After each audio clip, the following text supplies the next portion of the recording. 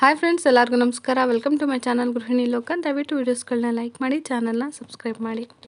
ಕಳಸ ಕೂರಿಸ್ದಾಗಿಂದ ಕಳಸ ಕದಲಿಸೋವರೆಗೂ ನನಗೆ ಮಾತು ಕಮ್ಮಿ. ಒಂದು ರೀತಿ ಅವತ್ತು ಮೌನಾಚರಣೆ ಅಂತಲೇ ಹೇಳ್ಬೋದು, ಅಂದರೆ ಮೌನ ವ್ರತ ಅಂತ ಹೇಳ್ಬೋದು. ಏನೋ ಗೊತ್ತಿಲ್ಲ, ದೇವ್ರ ಪೂಜೆ ಮಾಡಬೇಕಾದ್ರೆ ಮಾತು ಬರೋದೇ ಇಲ್ಲ ನನಗೆ. ನಮ್ಮ ಮನೆಯವರು ಹೇಳ್ತಾ ಇರ್ತಾರೆ, ಯಾಕೆ ಇಷ್ಟು ಸೈಲೆಂಟಾಗಿರ್ತೀಯ ಅಂತ. ಪೂಜೆ ಆಯಿತು, ಮನೆ ಕೆಲಸ ಆಯಿತು, ಇಷ್ಟರಲ್ಲೇ ನಾನು ನನ್ನ ದಿನನ ಫುಲ್ ಕಳೆದೆ. ಇವತ್ತು ಶನಿವಾರ ಬೆಳಿಗ್ಗೆ ಮಡಲಕ್ಕಿ ತೊಗೊಂಡು ಗೊರವನಹಳ್ಳಿಗೆ ಹೋಗಿದೆ. ಗೊರವನಹಳ್ಳಿಗೆ ಹೋಗ್ಬಿಟ್ಟು ಶ್ರೀ ಮಹಾಲಕ್ಷ್ಮಿಗೆ ಮಡಲಕ್ಕಿನ ಒಪ್ಪಿಸ್ಬಿಟ್ಟು ತಾಯಿಗೆ ಸೀರೆನ ಕೊಟ್ಟು, ನಿಜ ಹೇಳ್ತೀನಿ ಎಷ್ಟು ಮನಸ್ಸಿಗೆ ಸಮಾಧಾನ ಆಯಿತು ಅಂದರೆ, ನೆನ್ನೆ ಮಾತು ಕಮ್ಮಿ ಮಾಡಿದವಳು ಇವತ್ತು ದೇವಸ್ಥಾನಕ್ಕೆ ಹೋಗಿ ಬಂದಮೇಲೆ ಮಾತಾಡಿದ್ದೀನಿ. ಏನೋ ಒಂಥರ ಸಮಾಧಾನ ಆಯಿತು, ತುಂಬ ಖುಷಿ ಆಯಿತು. ಬೇಕಾದ್ರೆ ನೀವು ಮಾಡಿ ನೋಡಿ. ತಾಯಿಗೆ ಇಟ್ಟಂಥ ಮಡಲಕ್ಕಿನ ಆ ತಾಯಿಗೆ ತಲುಪಿಸೋದಿದೆಯಲ್ಲ, ಏನೋ ಒಂಥರ ತೃಪ್ತಿ ಅನಿಸುತ್ತೆ. ಅದಕ್ಕೋಸ್ಕರನೇ ದೇವಸ್ಥಾನಕ್ಕೆ ಕೊಡೋದ್ರಿಂದ ನಮಗೆ ಏನೋ ಒಂಥರ ಮನಸ್ಸಿಗೆ ನೆಮ್ಮದಿ ಸಿಗುತ್ತೆ. ಇವತ್ತು ನಂಗೆ ನಿಜ ಅದು ಫೀಲ್ ಆಯಿತು. ಗೊರವನಹಳ್ಳಿಗೆ ಹೋಗಿದ್ದೆ, ಆದರೆ ನನಗೊಂದು ಗೊರವನಹಳ್ಳಿಲಿ ತುಂಬ ಬೇಜಾರಾಯಿತು. ಅಲ್ಲಿ ಕಮಲಮ್ಮ ಅವ್ರ ಮಗ ಒಬ್ಬರು ಅರ್ಚಕರಿದ್ದರು, ನಮ್ಗೆ ತುಂಬ ಇಷ್ಟ ಅವರು. ಯಾವಾಗ ಹೋದ್ರೂ ಅಲ್ಲಿ ಒಂಥರ ಅಚ್ಚುಕಟ್ಟಾಗಿ ಪೂಜೆ ಮಾಡಿಕೊಡ್ತಾಯಿದ್ರು. ಅವರು ಆ್ಯಕ್ಚುಲಿ 15 days ಬ್ಯಾಕ್ ತೀರೋದ್ರಂತೆ. ಸೀರಿಯಸ್ಲಿ ಅದೊಂದು ತುಂಬ ಬೇಜಾರಾಯಿತು. ಅಲ್ಲಿಂದ ಪೂಜೆ ಮುಗಿಸ್ಕೊಂಡ್ವಿ. ಅಲ್ಲಿಂದ ದೇವರಾಯನ ದುರ್ಗಕ್ಕೆ ಹೋಗ್ಬಿಟ್ಟು ಅಲ್ಲಿ ಉಗ್ರ ನರಸಿಂಹಸ್ವಾಮಿ, ಅಂದರೆ ಕೆಳಗಡೆ ಭೋಗ ನರಸಿಂಹಸ್ವಾಮಿ ಇದೆಯಲ್ಲ, ಅಲ್ಲಿ ಅನ್ನದಾಸೋಹಕ್ಕೆ ನನ್ನ ಕೈಲಾದಷ್ಟು ಒಂದು ಕಾಣಿಕೆ ಕೊಟ್ಟು ಅಲ್ಲಿ ಪೂಜೆ ಮಾಡಿಸ್ಕೊಂಡು ಅಲ್ಲಿ ಊಟ ಕೊಡ್ತಾರೆ. ಆ್ಯಕ್ಚುಲಿ ಅದನ್ನು ತಿನ್ನೋಕ್ಕೆ ಅಂದರೆ ನಂಗೆ ತುಂಬ ಇಷ್ಟ. ಅಲ್ಲಿ ಊಟ ಮಾಡಿಕೊಂಡು ಇವತ್ತು ಶ್ರಾವಣ ಶನಿವಾರ ಬೇರೆ ಅಲ್ವಾ, ಪೂಜೆ ಮುಗಿಸ್ಕೊಂಡು ಈ ರೀತಿಯಾಗಿ ನನ್ನ ಒಂದು ವರಮಹಾಲಕ್ಷ್ಮಿ ಹಬ್ಬನ ಸೆಲೆಬ್ರೇಟ್ ಮಾಡಿದೆ. ತುಂಬ ಅಂದರೆ ತುಂಬ ಖುಷಿಯಾಯಿತು. ನೆನ್ನೆ ಎಷ್ಟು ಸೈಲೆಂಟಾಗಿದೆ, ಇವತ್ತು ಅಷ್ಟೇ ಮನಸ್ಸು ನೆಮ್ಮದಿ ಇದೆ. ಪ್ರತಿಯೊಬ್ಬರು ಹಬ್ಬ ಮಾಡಿ ಇದೇ ಒಂದು ನೆಮ್ಮದಿಯಲ್ಲಿ ಇರ್ತೀರಾ ಅಂತ ಅಂದ್ಕೊಂಡಿದ್ದೀನಿ. ಪ್ರತಿಯೊಬ್ಬರಿಗೂ ಆ ತಾಯಿ ಮಹಾಲಕ್ಷ್ಮಿ ಸಂಪೂರ್ಣ ಕೃಪೆ ನಿಮ್ಮ ಮೇಲೆ ಇರಲಿ. ಈ ಒಂದು ವಿಡಿಯೋದಲ್ಲಿ ನಾನು ಒಂದು ಪುಟ್ಟ ಮಾಹಿತಿನ ಕೊಡೋಕ್ಕೆ ಇಷ್ಟಪಡ್ತೀನಿ. ಏನಪ್ಪ ಅಂದರೆ ನಿನ್ನೆಯಿಂದ ನನಗೆ ಬರ್ತಾ ಇರೋದು ಕಮೆಂಟ್ಸ್ಗಳದು, ತಾಯಿ ಮುಂದೆ ಇಟ್ಟಿರ್ತಾರಲ್ವ ದುಡ್ಡು, ಅದನ್ನು ನಾವು ಯಾವ ಥರ ಬಳಸ್ಕೊಬೇಕು ಅಂತ, ಅದನ್ನು ಇನ್ನೊಬ್ರಿಗೆ ಕೊಡಬಾರ್ದು ಅಂತ ಕೆಲವರು ಹೇಳ್ತಾರೆ. ಇನ್ನು ಇಟ್ಟಿರೋ ದುಡ್ಡನ್ನ ಹಂಗೆ ಇಟ್ಕೊಳ್ಳೋಕ್ಕಾಗುತ್ತಾ ಅಂತ ಕ್ವಶನ್ ಮಾಡಿದ್ರು. ಸೊ ಆ ಕಾರಣಕ್ಕೋಸ್ಕರ ಒಂದು ವಿಷಯನ ಇಲ್ಲಿ ಮೆನ್ಷನ್ ಮಾಡಿ ಹೇಳ್ತಾ ಇದ್ದೀನಿ. ಯೂಶ್ವಲಿ ದೇವ್ರ ಮುಂದೆ ದುಡ್ಡನ್ನ ಇಡೋದು ಅಷ್ಟು ಒಳ್ಳೆಯದಲ್ಲ ಅಂತ ಹೇಳ್ತಾರೆ. ಯಾಕಂದರೆ ಮನೆ ಮೇಲೆ ಆಗಲಿ ನಿಮ್ಮ ಒಂದು ಏಳಿಗೆ ಮೇಲೆ ದೃಷ್ಟಿ ಬೀಳುತ್ತೆ ಅಂತ. ಬಟ್ ಆದರೂ ಧನಲಕ್ಷ್ಮಿ ರೂಪವಾಗಿ ದುಡ್ಡನ್ನ ಇಟ್ಟೇ ಇಡ್ತಾರೆ. ಬಟ್ ಆದರೆ ಈವನ್ ನಾನು ಕೂಡ ಒಂದು ಚಂಬಲಿ ಕಾಯಿನ್ಸ್ಗಳನ್ನ ತುಂಬಿಸಿ, ಅದ್ರ ಮೇಲೆ ಒಂದಷ್ಟು ಬೆಳ್ಳಿ ಕಾಯಿನ್ಸ್ ಇದೆ, ಅದನ್ನು ತುಂಬಿಸಿ ಬೇಕಾದ್ರೆ ನೀವು ಒಬ್ಸರ್ವ್ ಮಾಡಿರ್ಬೋದು, ಕಳಸದ ಹಿಂದೆ ಇಟ್ಟಿದ್ದೀನಿ. ಅಂದರೆ ಜಾಸ್ತಿ ಹೊರಗಡೆ ಕಾಣೋಕ್ಕೆ ಇಟ್ಟಿಲ್ಲ, ತಾಯಿ ಮುಂದೆ ಇಟ್ಟಿದ್ದೀನಿ ಅಷ್ಟೇ, ಫೋಟೋ ಮುಂದೆ. ಆದರೆ ಪ್ರತಿಯೊಬ್ರಿಗೂ ಸ್ವಲ್ಪ ಆದರೂ ದುಡ್ಡನ್ನ ದೇವ್ರ ಮುಂದೆ ಇಡೋಕ್ಕೆ ಇಷ್ಟ ಇರುತ್ತೆ.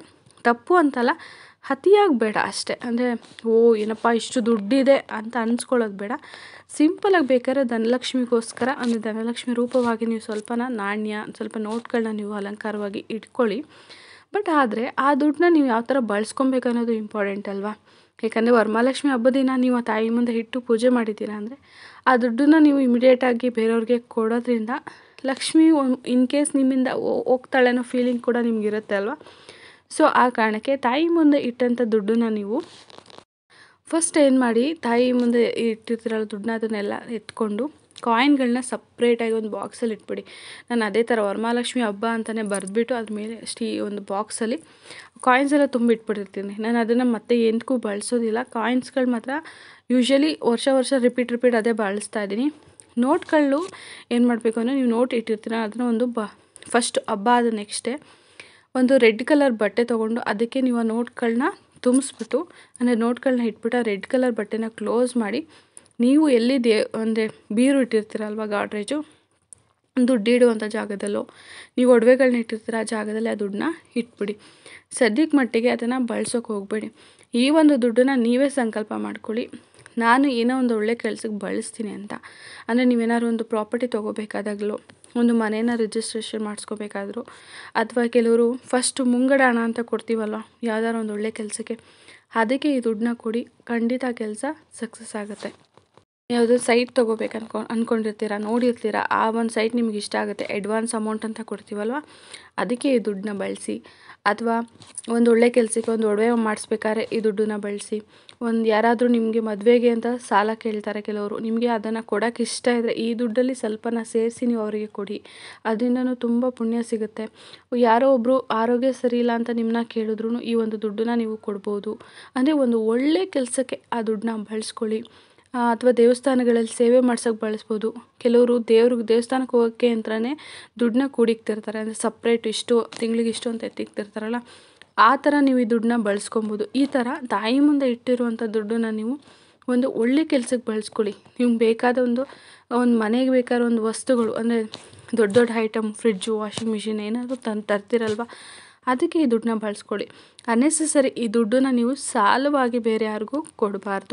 ಮತ್ತು ಇಷ್ಟೊತ್ತು ಅಂದರೆ ಮುಸ್ಸಂಜೆ ಸಮಯ, ಅಮಾವಾಸ್ಯೆ, ಹುಣ್ಣಿಮೆ ಸಮಯದಲ್ಲಿ, ಶುಕ್ರವಾರ, ಮಂಗಳವಾರ ಇಂಥ ಸಮಯದಲ್ಲಿ ಈ ಥರ ದುಡ್ಡನ್ನ ನೀವು ಎತ್ತಿಟ್ಟಿರೋದನ್ನ ದಯವಿಟ್ಟು ಬಳಸೋಕ್ಕೆ ಹೋಗಬೇಡಿ. ಸೊ ಆ ಕಾರಣಕ್ಕೆ ಇನ್ ಕೇಸ್ ಆಲ್ರೆಡಿ ಶುಕ್ರವಾರ ಪೂಜೆ ಮಾಡಿರೋರು ಎಷ್ಟೇ ದುಡ್ಡು ಇಟ್ಟಿರ್ತಾರೋ ಹೇಳೋಕ್ಕಾಗಲ್ಲ.